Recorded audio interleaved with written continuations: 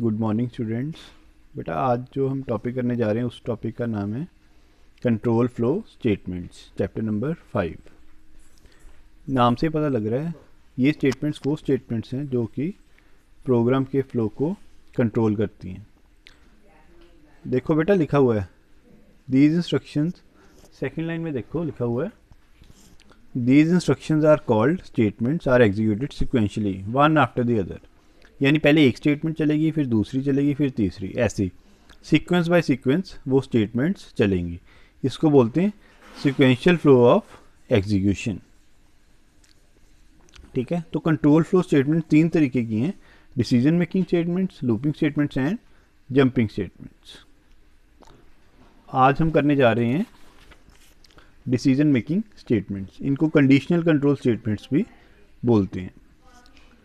देखो लिखा हुआ है the decision making statements alter the normal sequential execution of the statements of the program depending upon the test condition to be carried out at a particular point in the programme.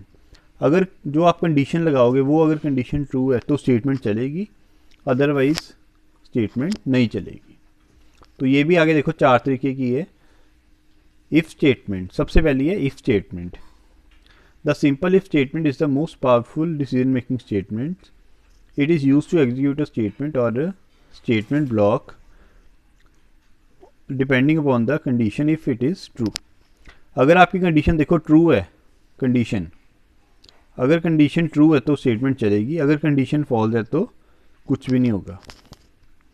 ठीक है, एक programme करने जा रहे हैं। देखो पहले हमने दोनों हेडर फाइल्स लगानी है। मैंने आपको बताया था हेडर फाइल्स का hash include stdio.h, hash include conio.h। Standard input output, stdio को फुल फॉर्म क्या है? Standard input output. Hash include conio, conio की फुल फॉर्म क्या है? Console input output. Void main, एक आपने नंबर देखो फ्लोटिंग पॉइंट नंबर लिया है, फ्लोट। वेरिएबल का नाम क्या है? no number. एक स्टेटमेंट दी है एंटर एनी नंबर और स्कैन एफ। आपने नंबर इनपुट करवाना, अगर तो आप नंबर जो इनपुट करवा रहे हो वो 0 से छोटा है। हमने कंडीशन क्या लगाई है? If number less than 0। अगर वो नंबर 0 से छोटा है तो क्या प्रिंट हो जाएगा? Number entered is negative. और अगर जो आप नंबर इनपुट करवा रहे हो वो 0 से बड़ा है तो कुछ भी नहीं होगा, क्योंकि हमने कंडीशन क्या लगाई है? अगर नंबर लेस देन 0 है। ठीक है, अगर नंबर लेस देन 0 है तो क्या होना है? Number entered is negative. ठीक है,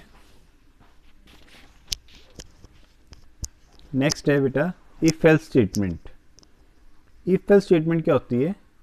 अब पिछली जो हमने स्टेटमेंट की है वो कब चलेगी? जब कंडीशन ट्रू है। अगर कंडीशन फॉल्स है तो कुछ भी नहीं चलेगा। इफ एल्स में क्या होगा? अगर कंडीशन ट्रू है तो पहली स्टेटमेंट चलेगी, और अगर कंडीशन फॉल्स है तो दूसरी स्टेटमेंट चलेगी। देखो डायग्राम, अगर कंडीशन ट्रू है तो ये वाली स्टेटमेंट चल रही है, अगर कंडीशन फॉल्स है तो दूसरी स्टेटमेंट चल रही है। अब देखो ये जो प्रोग्राम हमने यहाँ पे बनाया हुआ है वो है, अब जो हमने प्रोग्राम करना है वो है वेदर नंबर इज इवन और ऑड। देखो पहले हमने हेडर फाइल से दोनों लगानी है, उसके बाद दो नंबर लिए एन और आर।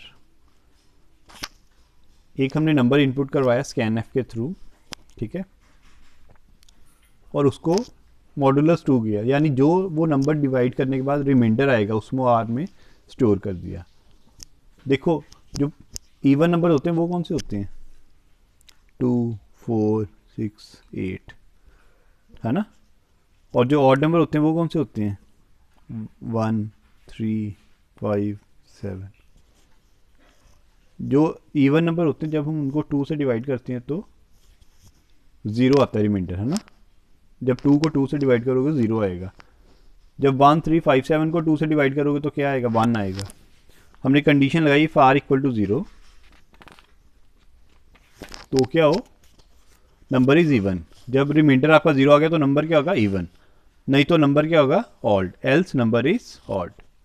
ठीक है, तो ये हमारा आज का बेटा टॉपिक था। हमने दो स्टेटमेंट्स कवर किए हैं, इफ स्टेटमेंट और इफ एल्स स्टेटमेंट। होप आपको सभी को आज का लेक्चर समझ आया होगा। Thank you.